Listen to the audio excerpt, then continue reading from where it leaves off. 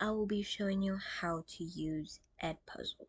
So once you get to the website, edpuzzle.com, you will see these three options in the corner. So as a teacher, you should be already signed up, ready for the school year, so things don't get mixed up or you just are unprepared. You should be prepared. And then also as a teacher, you can create classrooms. So once your students come in, once they have their technology ready, you can have them go into the classroom, create their account so they can be ready for the rest of the school year when you do create these activities and assign them for them to do. It makes things a lot more easier, more smoother, and they'll be more organized. So since I already have an account, I will log in. I am a teacher and I will log in through there, make your account. So I already have an account, so I'm logged in. So you can look through different things. I can discover other teachers' ed puzzles or other teachers' quizzes, but I want to make my own. So I'm gonna add new. So once I add new, see, that's where you see you can create a classroom or import a class. That's where you'll be doing it, but I want to make an activity. So there's 4 different activities I can see. So there's the video. Maybe you found a YouTube video that you really like, but you want to make it your own. You want to add your own example. You want to add your own talking. This is a great way. This is a great resource to use for that. Sometimes it's hard to find a good place to create videos and everything gets all mixed up and whatnot. So this is a great place to do it.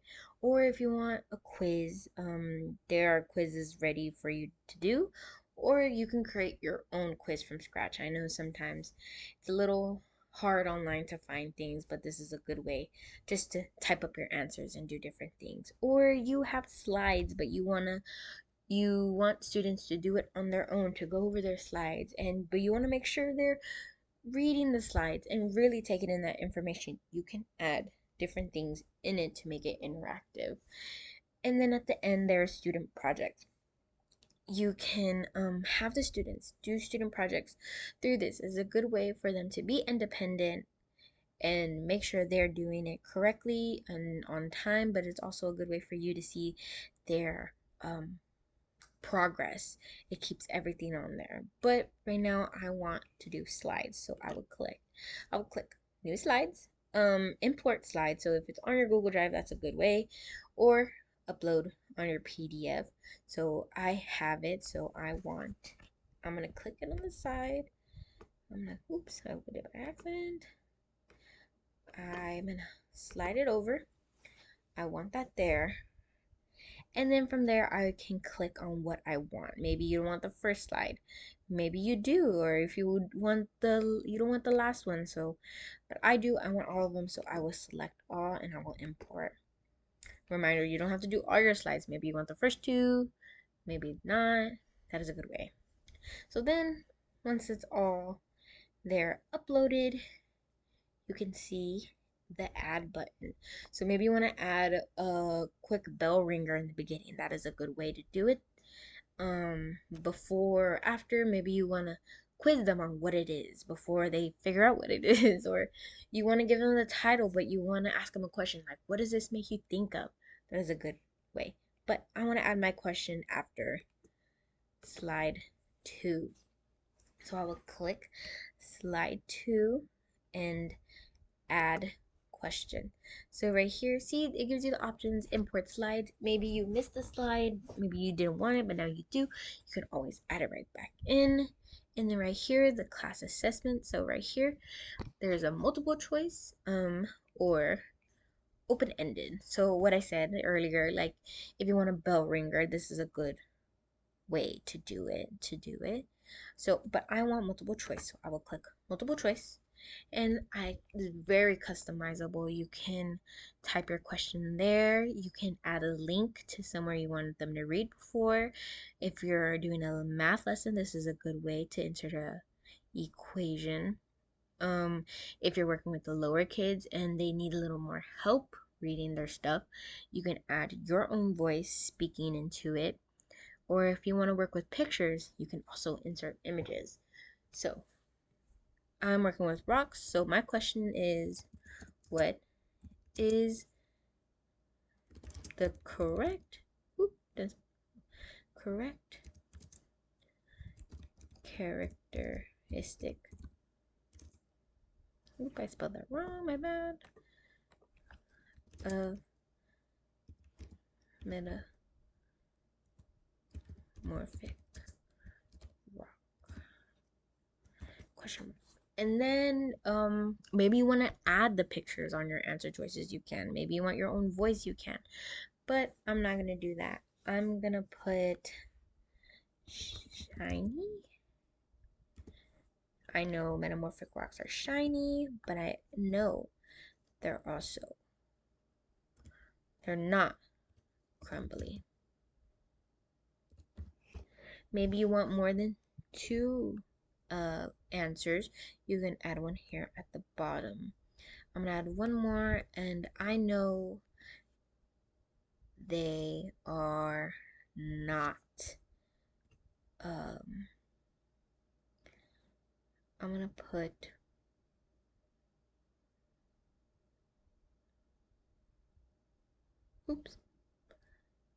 another thing. I'm just gonna put randomly.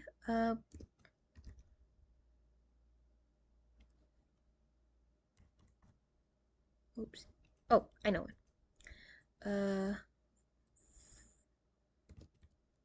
Fossils. I know they do not have fossils in them.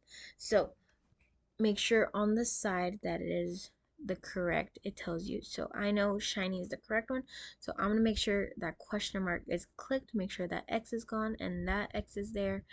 And then on the side, you can also put a time limit. Maybe you want them to spend a little bit amount of time. Maybe you want this as a quick review. You can add time limit, but I don't want no time limit, so I'm gonna put no time limit. You can also, if you want it to be worth points, maybe you don't want the kids to get in their head about it and you just want them to go over and answer the questions. That is a good way, but I want to see their progress, so I'm gonna put points. So once that is there, you can finish. You can also preview it before you finish it, just to see if you want to add something, maybe another question. But once you put finish, it will, see, I did that wrong. See, I forgot to save. Make sure you save the question for it to go through. Once you save the question, it will look like this. So as a teacher, you can see what's wrong and what's right, but they will not be seeing it. But this is how they'll be seeing the layout of it. So I'm gonna go back. I'm gonna put finish. You can repeat the process after this. Add more questions. Maybe add an open-ended question. Maybe ask them a funny question like, "What's your favorite rock of metamorphic rock?" And just see what they say. Once I'm done, you can finish it.